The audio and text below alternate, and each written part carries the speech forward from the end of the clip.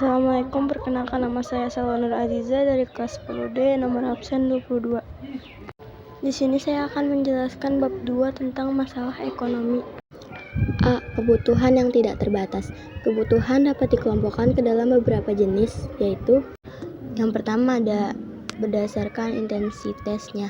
A. Kebutuhan primer, kebutuhan yang harus dipenuhi demi kelangsungan hidup, contohnya makanan, pakaian, dan tempat tinggal. B. Kebutuhan sekunder, kebutuhan perlengkapan yang dipenuhi setelah kebutuhan primer, contohnya tas dan sepatu. C. Kebutuhan tersier, kebutuhan mewah yang dipenuhi setelah kebutuhan primer dan sekunder telah terpenuhi, contohnya mobil mewah, perhiasan, dan villa mewah. Yang kedua ada berdasarkan subjek yang membutuhkan. A. Kebutuhan individu, kebutuhan yang berhubungan dengan berbagai individu yang berbeda, contoh siswa yang mempunyai buku. B. Kebutuhan umum, kebutuhan yang berhubungan dengan masyarakat atau disebut juga dengan kebutuhan sosial, contoh jalan raya dan jaringan listrik.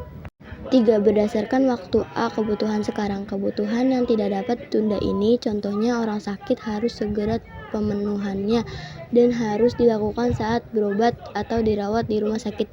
B. Kebutuhan masa mendatang, kebutuhan yang dirancang atau direncanakan untuk terpenuhi di masa depan, contohnya orang tua menabung untuk persiapan biaya kuliah anaknya. Yang keempat ada berdasarkan pemenuhan kebutuhan. A. Kebutuhan jasmani, kebutuhan yang berhubungan dengan tubuh manusia, contohnya makanan dan obat-obatan. B. Kebutuhan rohani, kebutuhan yang berhubungan dengan kejiwaan seseorang, contohnya pelatihan, keahlian, kerja, dan ibadah. Selanjutnya ada barang dan jasa. Barang dapat dikelompokkan ke dalam beberapa jenis. Yang pertama ada berdasarkan cara memperoleh.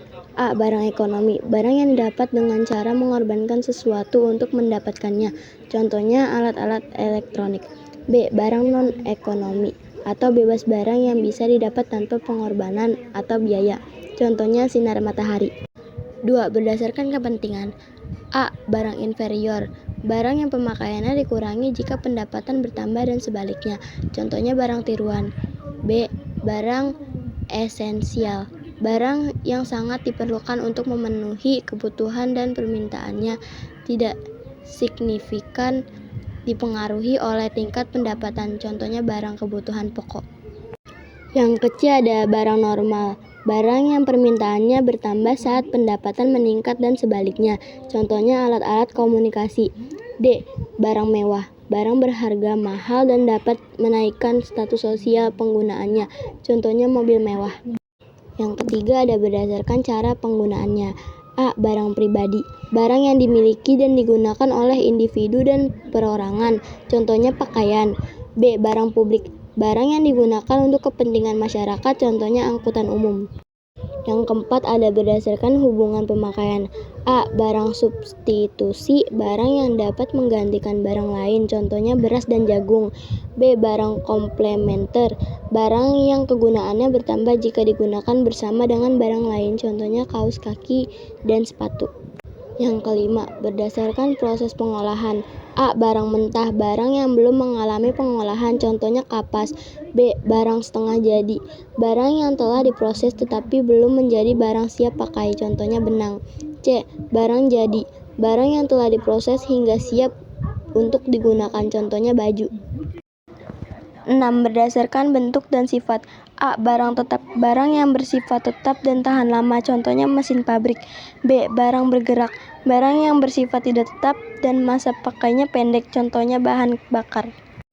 Selanjutnya ada C. Kelangkaan, keterbatasan sumber daya untuk memenuhi kebutuhan manusia.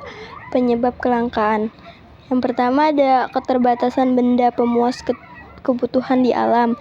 Yang kedua ada kerusakan sumber daya alam akibat ulah manusia. Yang ketiga ada keterbatasan kemampuan manusia mengolah sumber daya ekonomi yang ada. Yang keempat ada peningkatan kebutuhan yang lebih cepat dibandingkan penyediaan sarana pemuas kebutuhan. D. Masalah ekonomi mikro. Yang pertama, apa dan berapa yang diproduksi. Yang kedua, bagaimana diproduksinya. Ketiga, untuk siapa barang diproduksi. E. Masalah ekonomi dalam konteks ekonomi makro. 1. Pertumbuhan ekonomi. 2. Masalah ketidakstabilan kegiatan ekonomi. 3. Masalah pengangguran. 4. Inflasi. 5. Masalah neraca perdagangan dan neraca pembayaran. Sekian dari saya, kurang lebihnya mohon maaf. Wassalamualaikum warahmatullahi wabarakatuh.